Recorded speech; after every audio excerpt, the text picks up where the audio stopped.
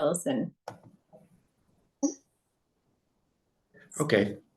Oh, I'm recording here. It's great to see. This meeting is being recorded. It's great to see everyone. I had asked someone in a meeting I was in last week about when it's too late to say Happy New Year, and someone was really harsh and said January 3rd. So they were like 2 days and that's it. So I will not say Happy New Year, but I hope everyone's 2024s are off to a great start. This is our first educational session of the new year for our chapter, so we're really thrilled to have Jason Tanner with us, and he's going to be sharing a presentation on exploring AI's role in transformative marketing, a glimpse into the future. Jason's marketing expertise, owned over 2 decades, began with his studies in commercial art and advertising at George Brown College in Toronto. Since starting his website development venture in 1998, he's combined technical skills with marketing acumen. In 2001, Jason founded his company specializing in marketing strategies for diverse industries, everything from industrial hydraulics to hot dog carts. His approach focused on leveraging data on customer buying behaviors has helped clients from startups to established firms in securing substantial contracts and breakthroughs in customer acquisition. Jason's firm is renowned for demystifying complex marketing tactics and strategies, making them accessible and cost-effective for his clients. Prolific writer and editor, Jason's contributions to marketing content are extensive, ranging from industry-specific articles to comprehensive guides on business operations. His ability to distill complex ideas into engaging content has been a key factor in his clients' success. Always forward-thinking, Jason continues to innovate in marketing and ensuring that clients stay ahead in their respective fields. I think, when you talk about innovative and forward-thinking, I think that brings us clearly to AI and thinking about how that's going to transform what we all do and transform marketing. So with that, I will welcome, thanks for being here, and turn things over to Jason. Good afternoon. I'm really happy to be here to talk about this subject. It is near and dear to my heart as AI continues to take some of the drudgery out of my day-to-day work, and I'm looking forward to helping you to exploit its massive potential in your day-to-day operations as we move forward. We've already covered the who is there. So we've got a lot of stuff to cover, so I'm going to blaze ahead right into the meat and potatoes here, if I may. Why is this important, and why should we be considering the use of AI in our work? So, 30-second history of computer science. So far, human beings have figured out how to electronically calculate, adding numbers together, doing all the calculation stuff. We figured out how to store and retrieve knowledge. We are pretty comfortable with that. We talk about hard drives and the internet. If you ever contemplated the idea of playing Trivial Pursuit with a bunch of friends and they all had access to their phones, that would take the fun right out of it. And that's why we don't do it. And then now we're at the stage where we're figuring out how to perform adaptive tasks, which we are calling artificial intelligence. We could also call it digital intelligence. So, why are some of us are not comfortable with the idea of artificial intelligence, but we are comfortable with the idea of GPS. And, as an illustration of the difference between sort of the conscious driver and the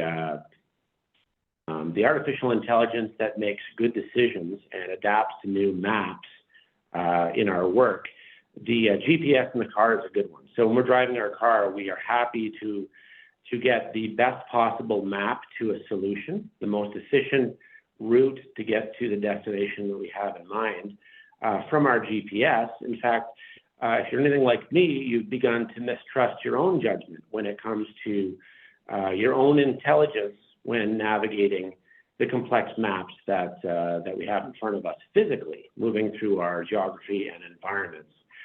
So the beauty of AI is it potentially allows us to navigate our work maps while letting us have more mental bandwidth left over to do high-level executive work and creativity. It makes grunt work, repetitive work, cheaper or free. AI never gets tired, calls in sick, or takes extended bathroom breaks. And it's perfectly suited for the kinds of tasks that we find least interesting in our work sometimes. It also gets us to the point of refinement faster so that we can make our professional outcomes world-class.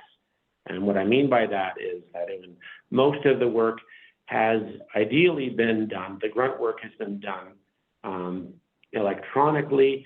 We can get to editing, we can get to refinement, we can get to playing around with the fonts, whatever it is that would represent the fine sanding and finishing of our professional communication or whatever else that we happen to do in our work. I'm just going to touch on this briefly here. So when we're talking about intelligence, we're not talking about consciousness. You're still really bringing the consciousness to whatever it is that's happening in your professional work. Intelligence is basically just defined as the way that a system or a person or a thing adapts to a changing set of circumstances. So in our work, we're also being faced with new tasks every day and new problems to solve.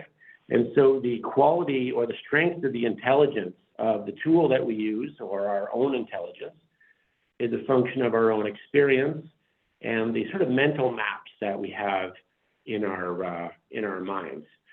And if anybody doubts the difference between intelligence when it comes to maps and consciousness, think about the last time you took a long trip home along a familiar route and you had no idea how you got there.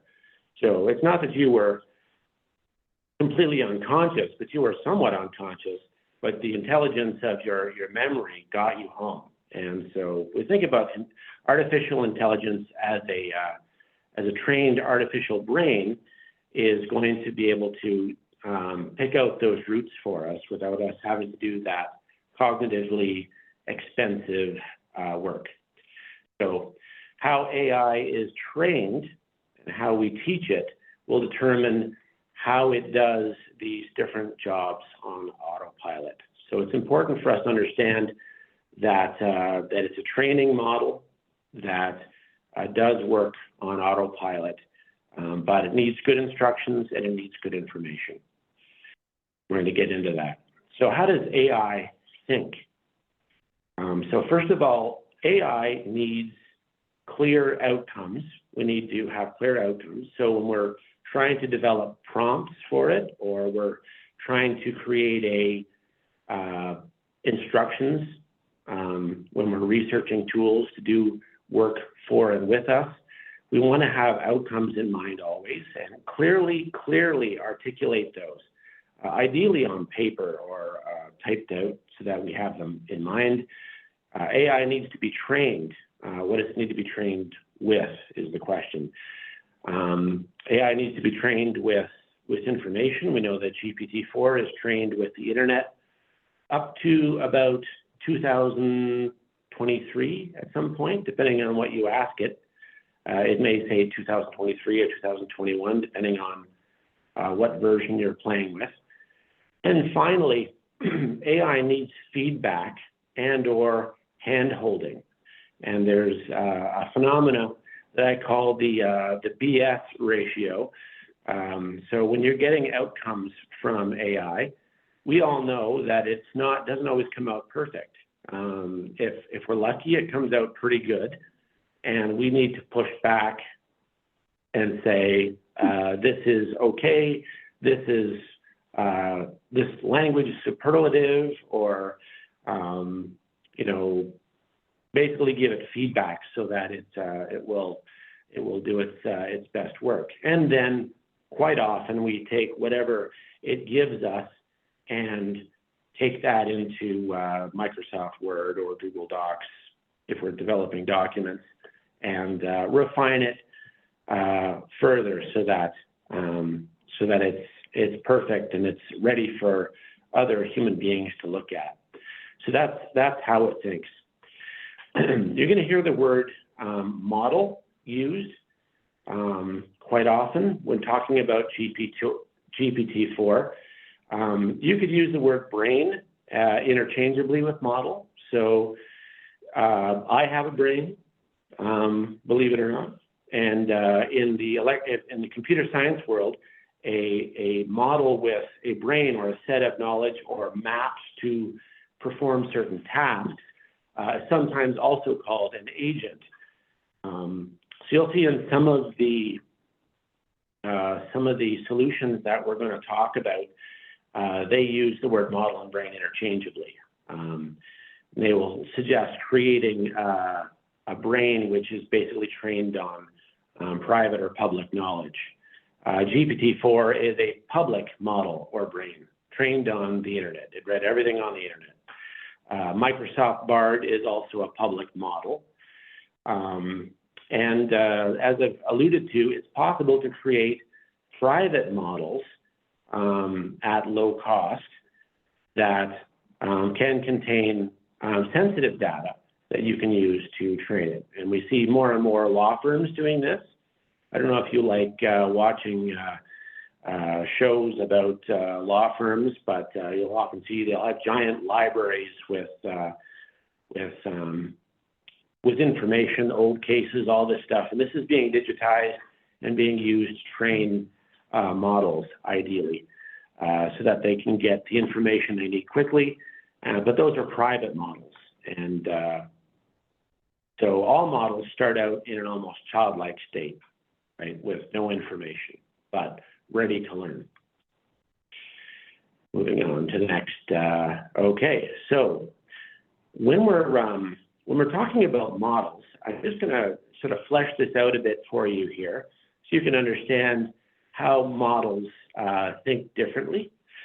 In the first column, we have model factors, and then we talk about GPT. We'll compare GPT, something called Quiver, which is just one example of an AI program you might consider using, and then open source personal AI models. And I'll explain that further. So first of all, when we're talking about GPT-4, the outcome is general or specific, or is general, not specific.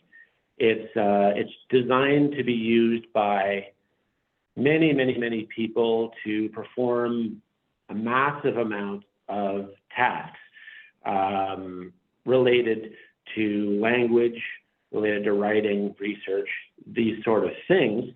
What you might find is that when you plumb the depths of specialized knowledge, that it starts to become weaker.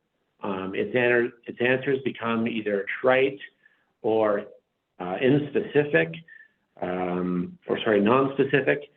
It may answer questions in a way that doesn't actually make sense. We call that hallucination. So the more specific you get, you plumb the depths of specific knowledge, the weaker it becomes. The model is trained by the internet, as we talked about. The data is public. The data is stored. Who knows where it's stored? In the cloud somewhere. And the model gets feedback to improved outcomes by the way that you dialogue with it. And where is the data stored? God only knows with GPT-4. When we're talking about Quiver, which is one of those software as a service solutions, there's the information is private, so you load it up with your own documents, and hopefully they're handling it properly. Hopefully it's secure. We don't know for sure. We hope, fingers crossed.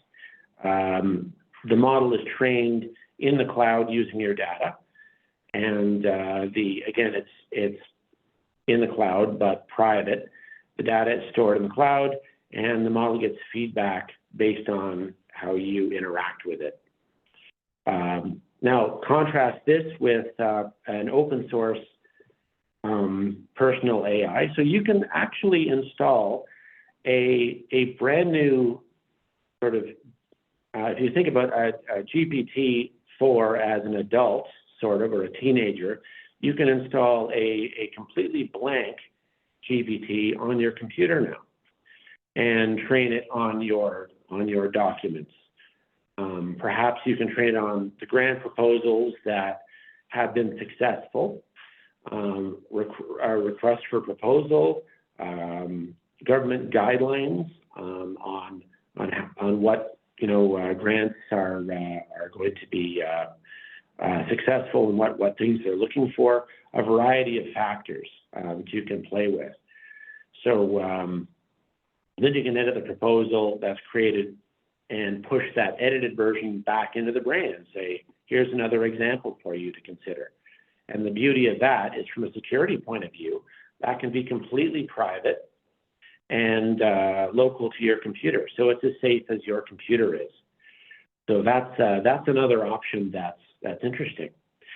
So those are the models. Those are potential brains that you have access to, and maybe you're sharing them with the public in their general, all the way up to a very private brain, probably not unlike your own brain, that has your data and is trained with the documents you've created, so that you're a lot closer to a specific use case when you're trying to get tasks out of it. So moving on to the next slide. So the question is, once you've picked the brain that you want to use or the model, how can you adapt AI to your work? So my first suggestion is to budget some time to play around with AI adoption or adaption, either after hours or see if your boss will allow, give you a few hours during the work week to try these things out, but kind of sandbox your time so you can really focus on it. And ideally, this will give you the bandwidth to identify the list of tasks that are important to your work or your job description. With outcomes in mind, break down each task into its parts and analyze it. So if we're talking about business communication, grant writing, that kind of thing, I have an example that I'm going to share in a second of how I kind of think my way through a document when I'm doing this kind of work, which I'll share with you. And so once you've broken it down into its component parts and what the document is trying to do at each stage from a persuasion or an information communication point of view, then you can go back to the model or the brain that you've chosen and start to query it with well-articulated prompts or questions or instructions. And the next thing to sort of keep in mind here from managing your expectations point of view is understand that the potential for baloney is always going to be there. That's what the B stands for in BS. So there's always going to be the potential for a ratio of good information to crummy information, and you're going to have to be prepared to deal with that as your model becomes more intelligent, and as you move forward with this process. And what you might find is that you may have to string several models or services or brains together to get a complete outcome that makes sense. I'm experimenting currently with a project workflow there that uses a total of, I want to say it uses a total of 4 different AI models to create a video, a product video, and starts with GPT-4. Then it goes into, I use the AI on Grammarly to make sure that the wording of the script is good. Then I take it into something called 11 Studio to do the voiceover, which often requires me to write out technical terms in syllables so that it will properly pronounce them. So again, the BS problem. And then I will take it into something called Descript, which which allows me to do the final video editing, and it can offer suggestions. But again, I have to handhold at every stage, but it's saving me hours and hours of work.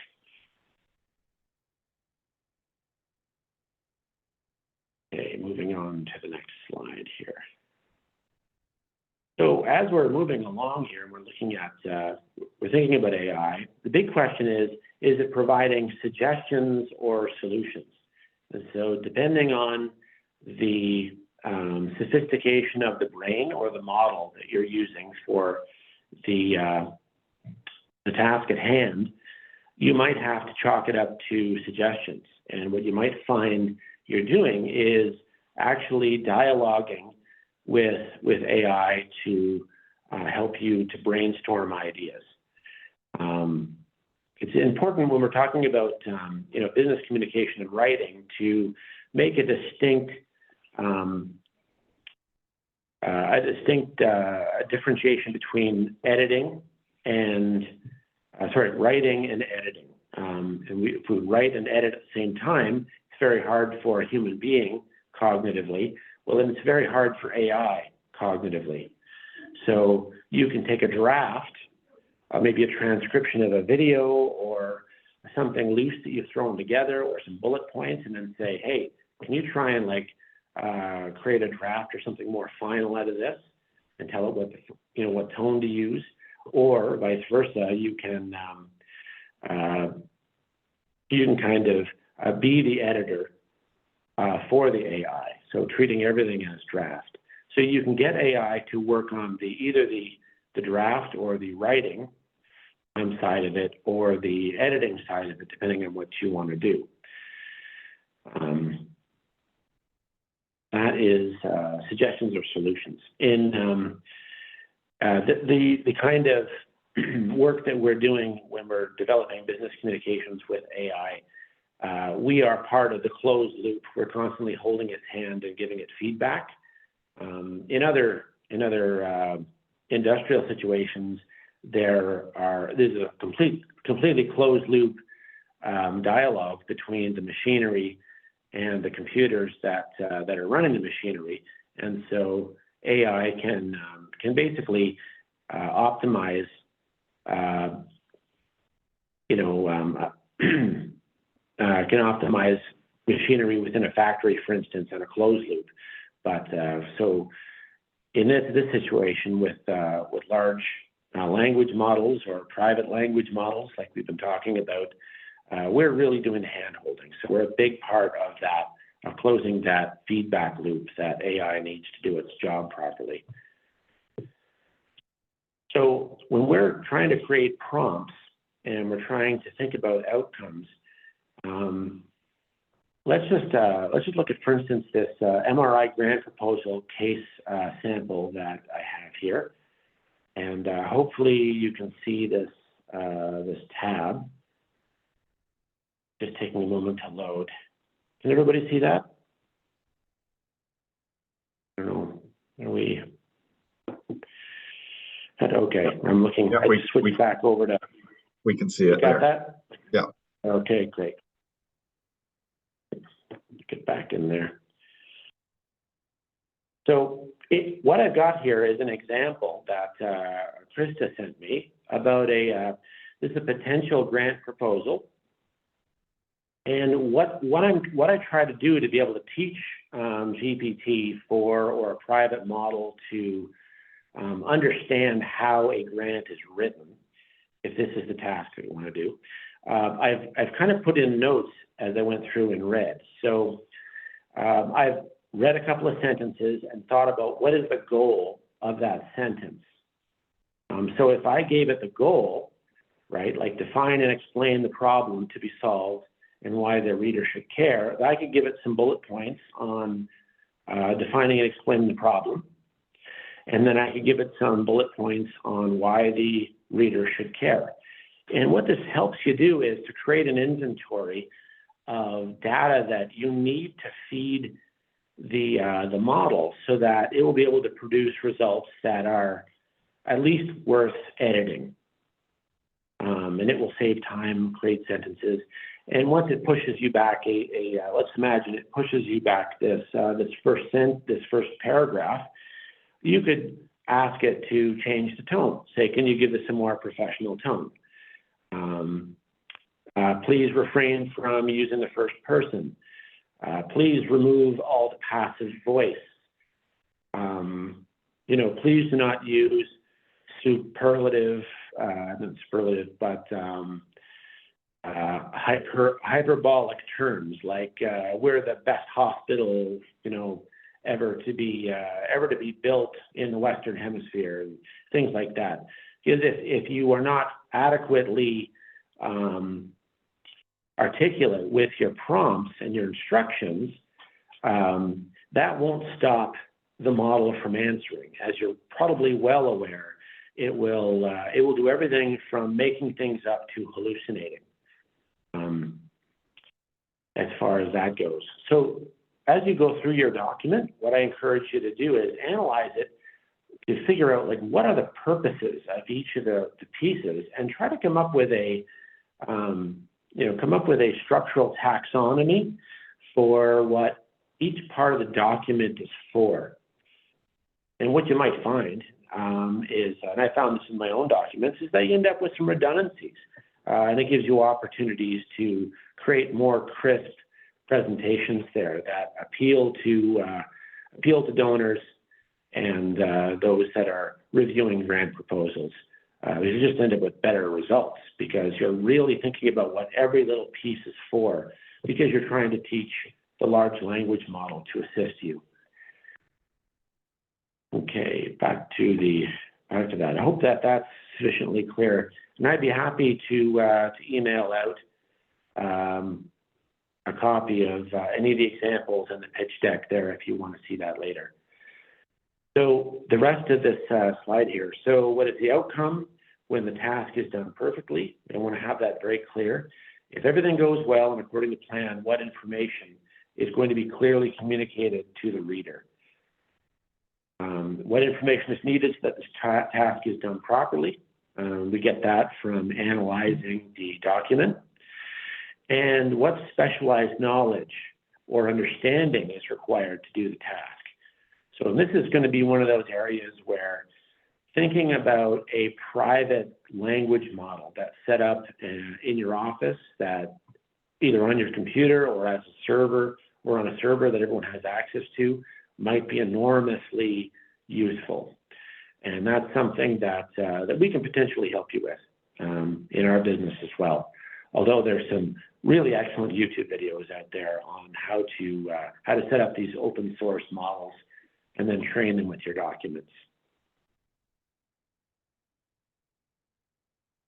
So we looked at the MRI grant proposal example. So here's some interesting things from the world of public GPTs. So Open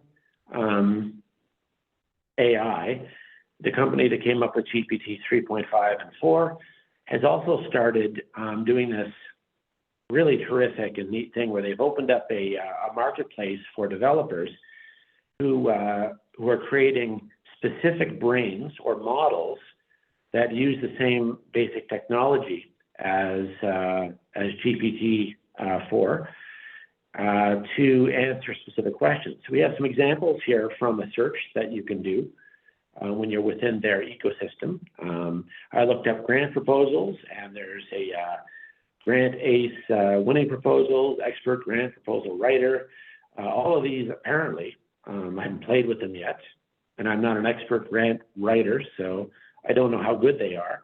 But all of these have been specifically trained to assist people in writing grant proposals. The other thing you might want to do is when you're developing grant proposals, you may want to verify the claims related to certain medical therapies or statistics with documents that are out there in the public domain related to research, different research papers. So there are GPTs there that are tied into Google Scholar, which help you to find those world-class documents there, those peer-reviewed studies, those sort of things that give you the statistics that you need to back up the claims that you're making when you're describing systemic problems in your grants. Here. So building a private brain or model, again, the beauty of it is that we can build something that tackles a very specific problem. We train it with our data, 100% private, allows us to store all of our sensitive documents locally, which will keep them safe. And we can train them as though we're training an employee or a child. Although it's a child that learns a lot faster, is able to plow through an awful lot more data than a little kid would. And you can keep it all on your network, which is ideal. So I know I've given you a lot to think about here, and I've left about 20 minutes in our hour for questions. If you want to pile in and ask questions, but that is the high level description of how to adapt your work using AI.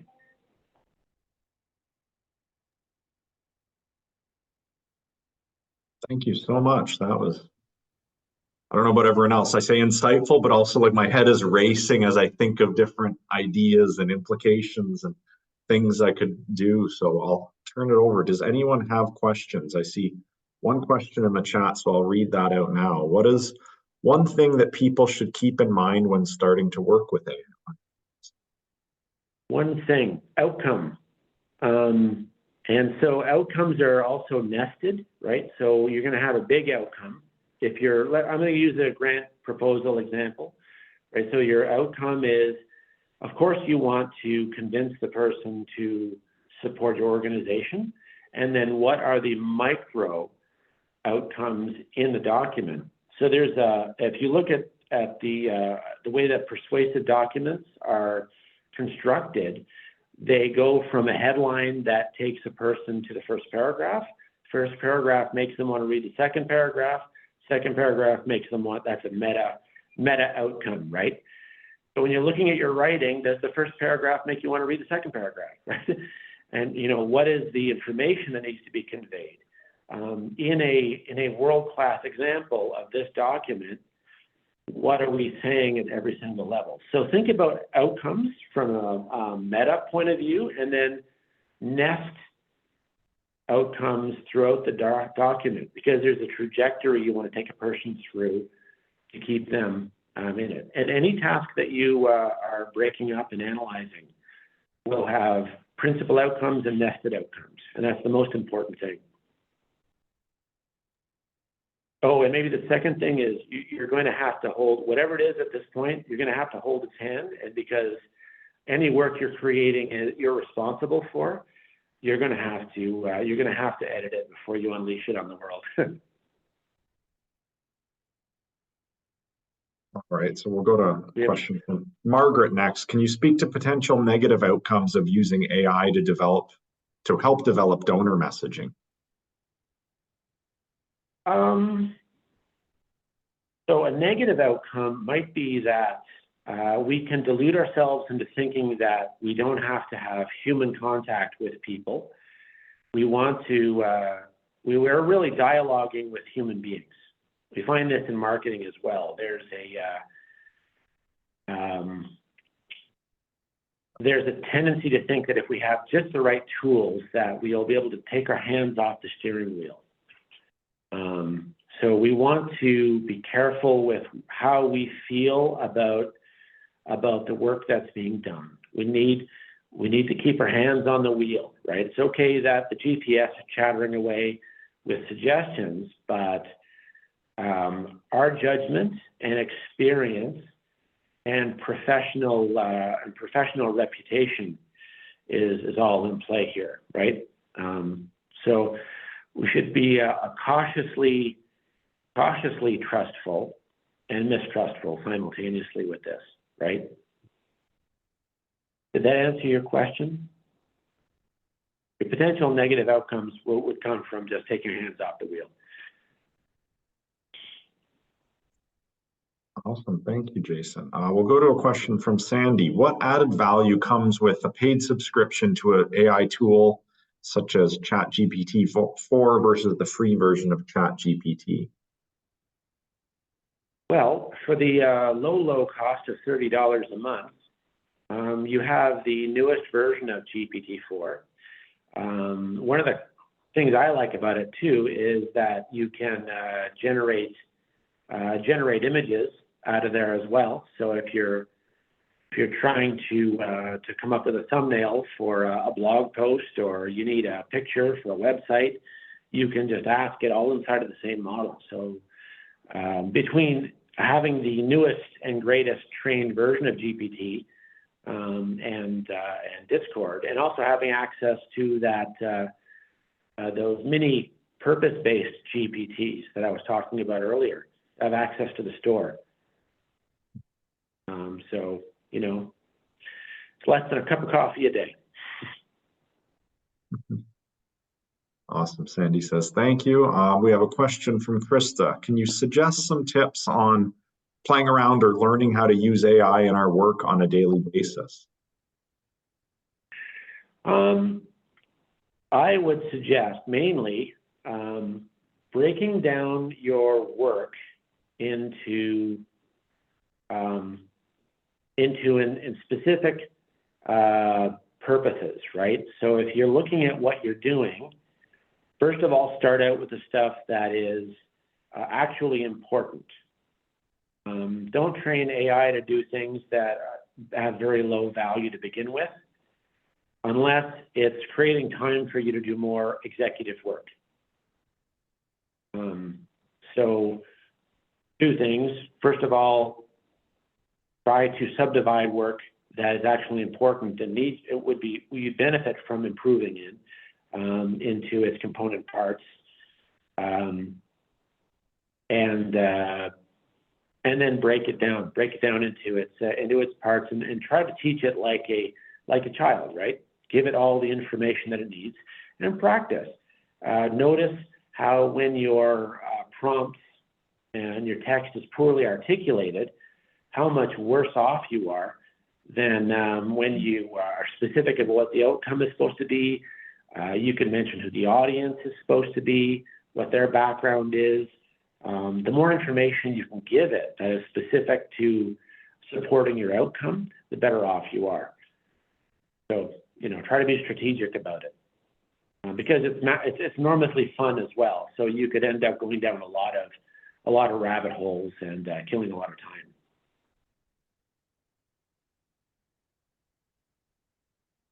Awesome.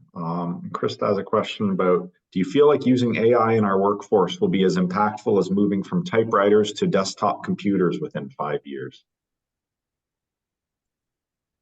Yeah, who knows? Honestly, it would be ridiculous for me to speculate on it. It's simulated intelligence, right? So do you remember how good your first GPS was on your car?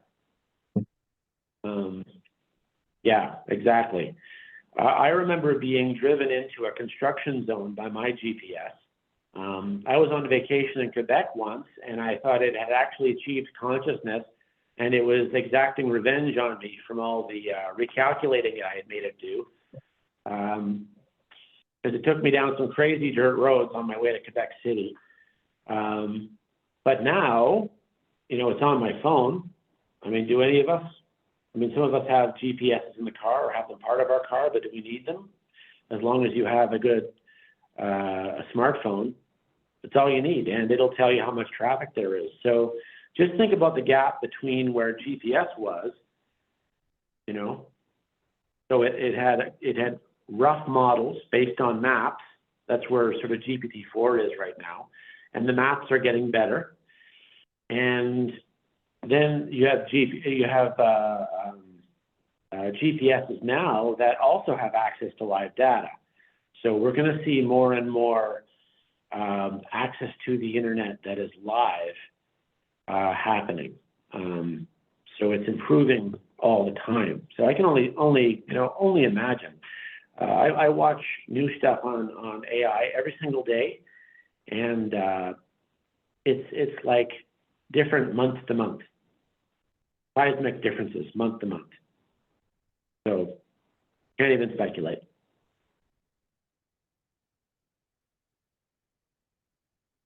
Very interesting. Thank you. Do we have any other questions? I see another comment from Margaret noting that your answer previously was very helpful. So again, thank you, Jason. Okay. Diane, I see your hand up. Thanks, Adam, and thanks, Jason. Just a fascinating conversation. I just want to pick up on Krista's question about the 5-year, and following your comment about how it's moving ahead so quickly. I think it's interesting that you talk about the model as the brain.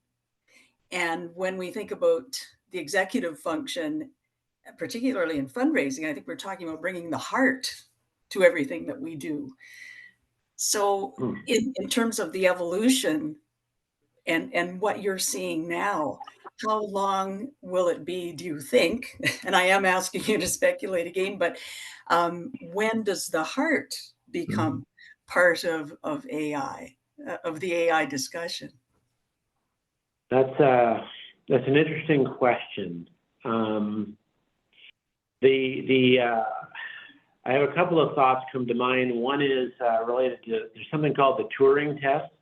I don't know if you've heard of that. It was speculated by Alan Turing, the guy that invented the Enigma machine in World War II. This idea of if you were talking to a person on the other side of a screen through a typewriter or just by text, could you tell whether they were a person or not? And the suggestion of the Turing machine was that if you couldn't tell the difference between the mental model on the other side and a person, then we would have achieved AI. Now, and I suppose that that depends on also the intelligence of the person who's interacting with the hypothetical agent on the other side. But the question of like whether or not a message resonates with someone emotionally is very interesting. One of the things that I suggest to my clients when they're developing text using AI is to include personal stories. Now, does GPT-4 have any personal stories to share? Does it have anything like that? It may be able to create some fake ones, but I would guarantee they're not going to be as compelling as something that comes from you. So think about when you're reading something, what is it that's coming through the page or off the screen that is connecting with your heart that could only be authentically created by a human being. And the thing is that if you have a good assistant who allows you to be more authentic because you're not cognitively bogged down in the minutia of your work, wouldn't it be, you'd be able to be more present in your work and your creativity. So I don't know, like whether it will ever fully simulate that sort of compelling language. It may be able to do that, right, to some degree. But I think that we're still going to have a lot to bring to the table as human beings, flesh and blood people that, woke up this morning with a bit of a backache or, ran out of cereal or have a flat tire or, the baby was up all night or, these experiences that a robot won't have. And I think there's still a lot of room for us to connect to people, but we're going to be required to be more vulnerable in our writing, and that's going to give us more power anyway. We should definitely be being as authentic as we can be. Mhm. Does that answer your question? Yes, thank you. It's fascinating, really. Thank you. Do we have any other questions? I see we're getting close to the top of the hour. If there's maybe one or two more questions, but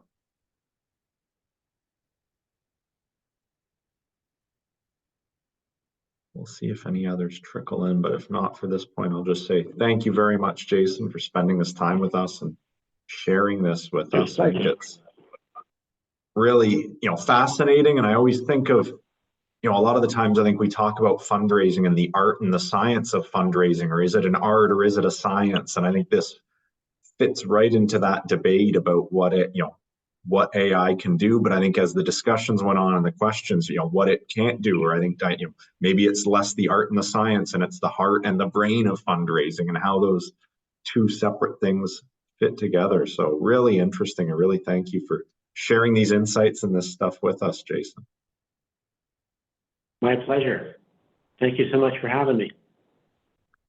Krista, I see you've come off mute. Is there any question you have or anything you want to say? No, I was just coming in for the closing remarks. Awesome. So thank you. We really appreciate you, Jason, for taking the time out of your day to share with us some of the features of the AI with our members. Changes like AI can really impact our industry and how we work moving forward. And the more we know, the more we can use the technology to our advantage. Huge shout out today to Adam for the warm welcome and for the land acknowledgement. And again, deepest appreciation to Suzanne for all the behind the scenes work of keeping the webinar running smoothly. We had some technical difficulties right at the beginning, and we were able to go and smooth them out and get this session to you guys. Thank you to everyone who attended today. I hope you gained some valuable information and insight from Jason to take back to your organizations and colleagues. And if you want to go and reach out to him, I encourage you to go to his website and just check him out. And then finally, if you have any topics to suggest for our upcoming educational sessions, would like to present at one, or if you're interested in joining AFP SEO, either as a member or stepping up to become a board member, please reach out to the chapter directly at afpseo@gmail.com. We'd love to hear from you.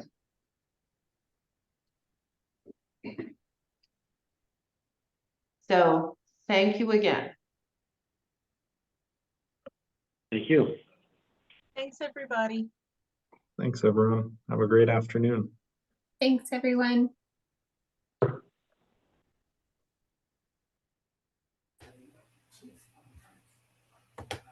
Okay. Thanks, Jason. My pleasure. Nice meeting you. It was really nice to meet you as well.